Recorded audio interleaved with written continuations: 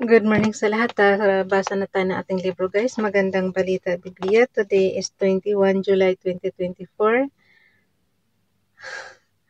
Yung yung camera ko ngayon is maputla talaga siya.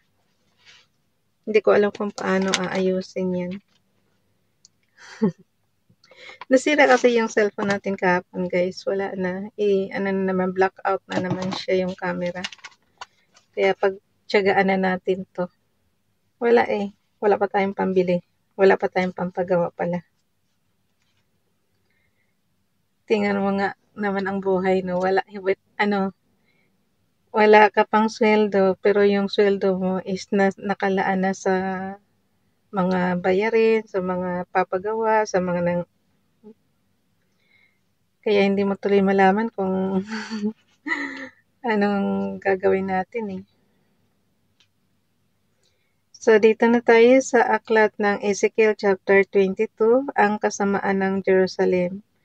Ezekiel chapter 22 verse 1, sinabi sa akin ni Yahweh, verse 2, Ezekiel, anak ng tao, ikaw na ang humatol sa lungsod na itong puno ng mamamatay tao, ipamukha mo sa kanila ang kasuklam-suklam nilang gawain. Verse 3, sabihin mong ito ang ipinapasabi ko sa kanila, darating na ang iyong wakas dahil sa pagpatay mo sa maraming tao at pagsamba sa mga Diyos-Diyosan.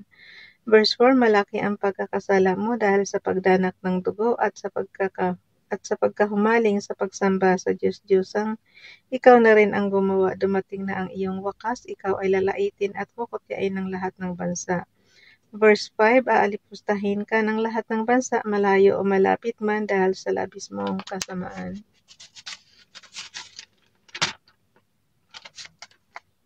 Verse 6, Ezekiel chapter 22 verse 6, ang mga pinuno ng Israel ay nagtiwala sa kanilang lakas at walang awang pumapatay. Verse 7, nawala na ang paggalang sa mga magulang, inapin ninyo ang mga dayuhan, gayon din ang mga ulila at balo. Verse 8, winalangalagan ninyo ang mga bagay na itinalaga para sa akin, pati ang araw ng pamamahinga. Verse 9, nagsinungaling ang ilan upang maipapatay ang kanilang magustuhan. May mga kasamahan kayong kumain ng handog sa mga Diyos-Diyosan.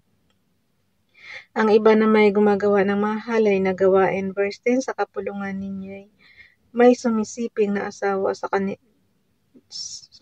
sa asawa ng kanilang ama, ang iba na may sumisiping sa babaeng kasalukuyang nirerigla. Verse 11, mayroon namang humahalay sa asawa ng kanyang kapwa, may biyanang lalaki na sumisiping sa kanyang manugang, at ang iba na may sa kanilang kapatid, sa ina o sa ama. Verse 12, may nagpapao pa naman upang pamatay ng kapwa, at mayroon pang mga nagpapatubo ng malaki kung magpautang, ako'y lubusan na ninyong kinalimutan. Verse 13, ngayon paparusahan ko kayo dahil sa inyong pagnanakaw at pagpatay. Verse 14, tingnan ko lang kung matatagalan ninyo ang gagawin ko sa inyo. Akong si Yahweh ang may sabi nito at ito'y gagawin ko. Verse 15, ipapatapon ko kayo sa lahat ng dako, pangangalatin sa iba't ibang bayan, sa gayon ko puputulin ang inyong kasamaan. Verse 16, lalapastanganin kayo ng ibang bansa, sa gayon makikilala ninyong ako si Yahweh. Ang pugon ni Yahweh. Ezekiel chapter 22 verse 17, sinabi sa akin ni Yahweh, verse 18, Ezekiel, anak ng tao, mababa na ang tingin ko sa Israel. Palitin natin guys yung ang pugon ni Yahweh, yung Ezekiel chapter 22 verse 17. Pakisabayan ako ng kasi kaya ako napabalik-balik kasi iniintindi kong mabuti bawat sentence. Verse 17, sinabi sa akin ni Yahweh, verse 18, Ezekiel, anak ng tao, mababa na ang tingin ko sa Israel. Siya ay tulad ng latak na pinagtunawan ng pilak, tanso, lata, bakal, at tingga. Matapos dalisayin sa pugon ang pilak. Verse 19, kaya nga sabihin mong, ito ang ipinapasabi ko, kayo ay nahaluan, kaya titipunin ko kayo sa Jerusalem. Verse 20, kung paanong ang pilak, tanso, bakal, tingga at lata ay inilalagay sa tunawan upang dalisayin, gayon ang gagawin ko sa inyo.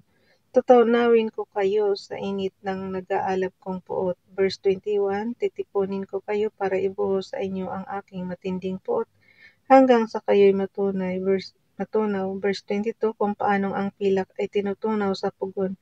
Gayon ang gagawin ko sa inyo sa Jerusalem kapag naibuhos ko na sa inyo ang matindi kong puot, makikilala ninyong akong si Yahweh. Ang kasamaan ng mga pinuno ng Israel. Verse 23, muling nagsalita sa akin si Yahweh. Verse 24, Ezekiel, anak ng tao, sabihin mo sa mga Israelita na ang lupain ay marumi dahil sa kanilang kasalanan, kaya paparusahan ko ito dahil sa pagkapuot ko. Verse 25, ang pinuno niya ay parang liyong umuungal habang nilalapa ang kanyang biktima. Pumapatay sila ng maraming tao, nananamsam ng mga kayamanan, at maraming babae ang nabalo dahil sa kanila. Verse 26, ang mga utos ko'y nilabag ng kanilang mga pari, winawalang halaga nila ang mga bagay na itinalaga para sa akin, pinagsama-sama na nila ang sagrado at ang karaniwang mga bagay. Hindi na rin nila itinuro kung alin ang malinis at kung alin ang marumi.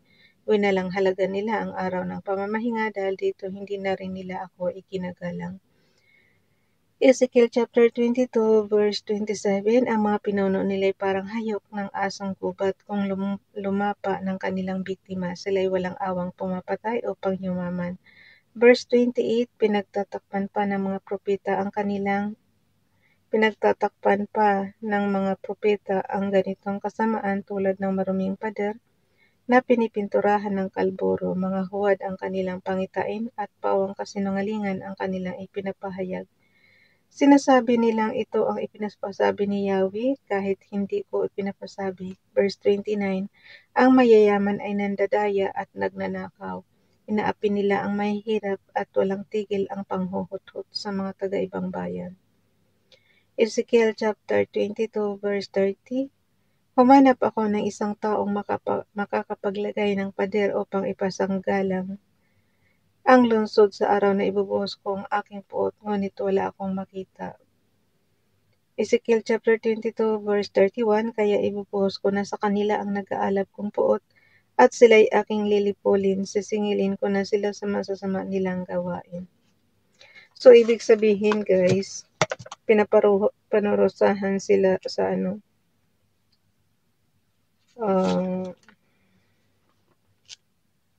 apoy kasi parang pugon ng yung alam mo yung tunawan ng mga bakal, so ganun siya kainit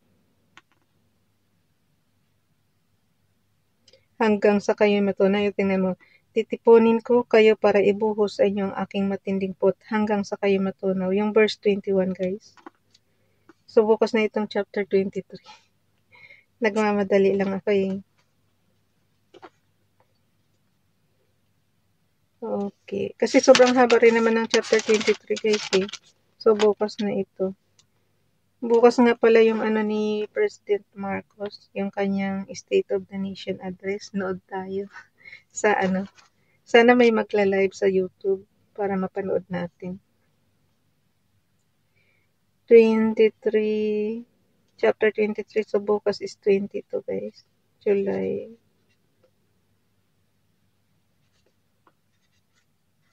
Paano kayang gagawin ko dito sa camera ko? Walang sa settings hindi ko makita yung settings. Ang putla kasi talaga. Grabing putla ng natin.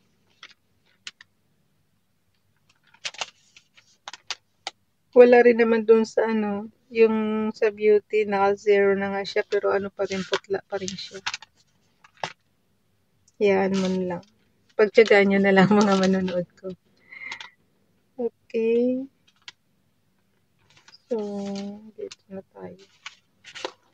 Bye everyone. God bless.